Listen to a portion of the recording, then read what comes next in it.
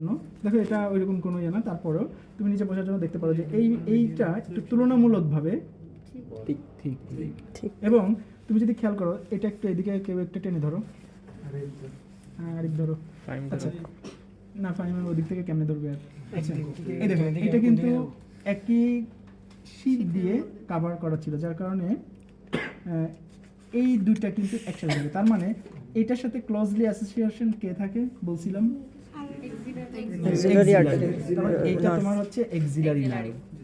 ঠিক আছে, তাহলে দেখো তোমার আমি যদি রেডিয়ালটা আইডেন্টিফাই করতে পারি তাহলে এক্সিলারিটা আইডেন্টিফাই করতে পারতেছি, রাইট? আচ্ছা তাহলে এই দুইটা ওকে ছেড়ে দাও, রেডিয়াল গেল আর হচ্ছে কি এক্সিলারি। আমরা এরপরে আসবো, বলছিলাম রেডিয়াল মিডিয়ান আলনার। আচ্ছা আমি ওই সময় বলছিলাম যে রেডিয়াল মিডিয়ান আলনার, দেখো এই বরাবর এই যে এখনো কিন্তু সে একসাথেই আছে। তুমি যদি একটু টাইম দাও তো একটু দিকে। আচ্ছা দেখো এই যে কিন্তু দেখছো শীত একটা আছে, এটা আরো ছিল এই মিডল বরাবর আসে, মানে এটা কোন রিজিয়ন? আর্মের মিডলে এসে বলছিলাম না যে ভাগ হয়ে যায়, তাহলে এ কিন্তু আরো দূরে এসে ভাগ হবে।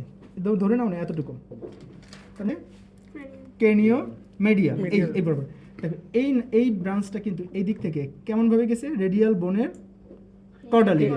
কর্ডালি গেছে। কর্ডো কেমন ভাবে করলো? শুধু কর্ডালি না, কর্ডো মেডিয়ালি গেছে। তার মানে এইটাই তোমার সেই কোনটা মেডিয়ান নার্ভ, আমরা থিওরিতে যেভাবে বলছিলাম, তাতে সেই ক্ষেত্রে এটা মেডিয়ান নার্ভ। আর যেহেতু এইটা এর সাথেই আছে তাহলে এটা কি হবে? আলনার। কিন্তু তারপরে আমরা প্রমাণ করবো যে এটাই আলনার নার্ভ। দেখো এই নার্ভটা কি করছে, এইখানে কি বোন আছে? না এটা কি বোন?